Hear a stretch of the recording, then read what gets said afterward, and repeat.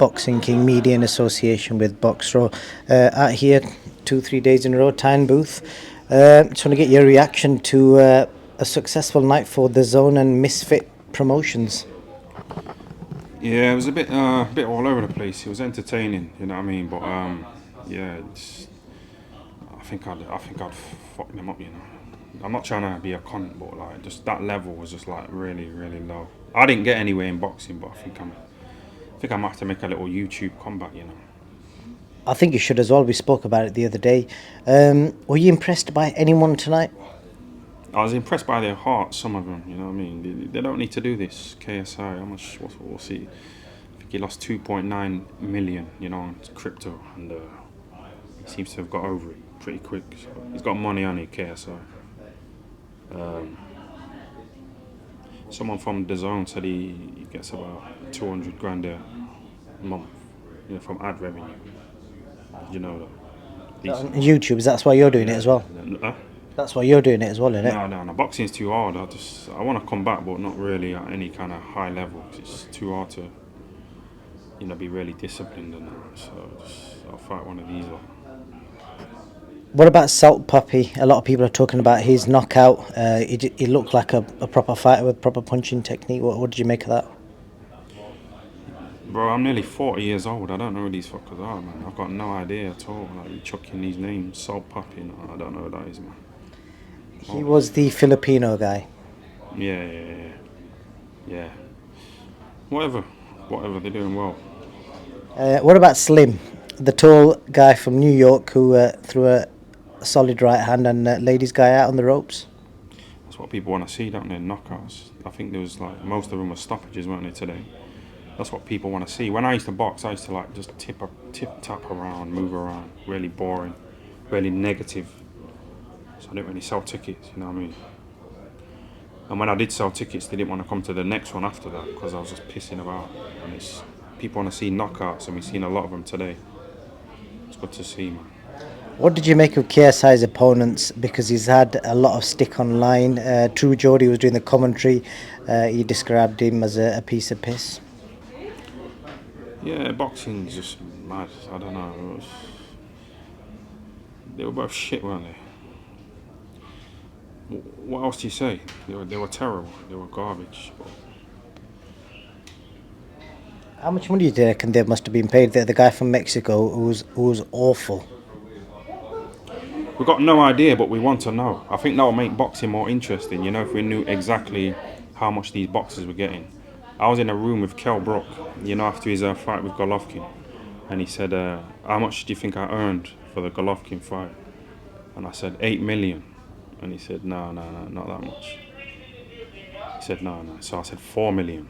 And he said, that's closer. Do you know what I mean? So, you know, people saying, oh, he fucked up his career, jumping up and then dropping down again. He got a nice... Kel's doing well financially. He came round to my house one time and I didn't want to let him in, you know, because I felt like he might look down on me.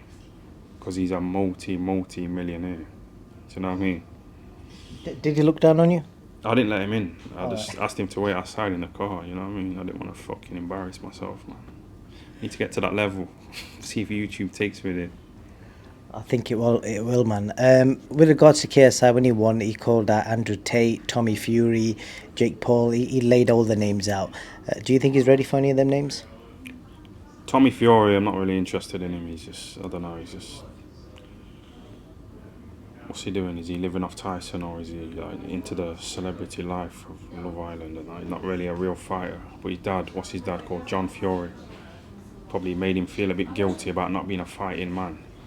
You know, being a pussy on them little Love Island programs. So I don't rate him. He's got them little eyebrows, and nah. I like to see KSI against Andrew Tate. Good talkers. Yeah. We're going to have a deep chat about Andrew Tate somewhere down the line. But just regards to tonight's show, you mentioned Love Island there. I can imagine Tyan Booth on Love Island. No, it's just cringe, man. When I seen these little YouTube boxers at the press conferences and they're wearing masks and they're jumping up and down and being silly, I can't stoop to that level. You know what I mean? I feel like you have to sell out. You know, if you're go on Love Island or Big Brother and stuff like that. So it's not. I don't want to make a fool of myself. You've got a serious cult following, most of them been commenting on the previous interview we did the other day. I think they'd follow you, and I think they'd love to see you on Love Island or Big Brother, or Big Brother's finished, but any sort of reality TV show. I think you'd win, just because of the way you are. You got to keep your dignity though. It's not just about selling out your dignity for money. You know what I mean? When I got TKO by Chris Eubank Jr., it was like humiliating. It was embarrassing. You know, it was on Channel 5, so everyone's got Channel 5, haven't they, really?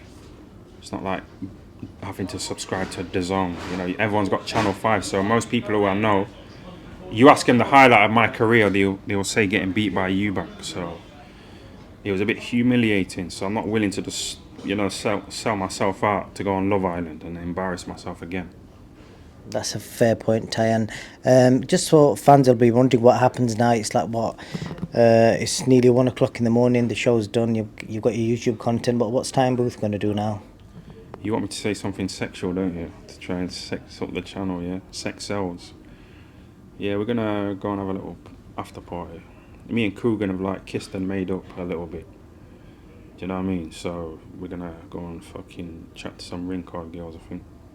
He's got a missus and kids, so I don't think he will, but whatever. You and Kugan could have your own reality TV show. I did see you both sneak off there for a bit. It was quite a long chat. Can you tell us what you talked about? He said I went too far, my videos. He said I went too personal, talking about his missus and kid and that, and that is getting a bit personal, But, after 2 bottles of rosé, where do you draw the line, man? Don't know. But yeah, we're gonna get over it with some nice little ring card girls in the hotel, aren't we? You coming? No, ma'am, I'm driving back. But with regards to Kugan, could we see you both, maybe you back on the IFL channel, doing interviews on there? Was it that sort of kiss and makeup, or was it just like, keep it simple? I won't go on IFL, even if I had my old job back on IFL, because I interviewed KSI's brother Deji yesterday, and it was a bit like I was having to stick to a certain, I couldn't really go in, and it was a bit too stiff,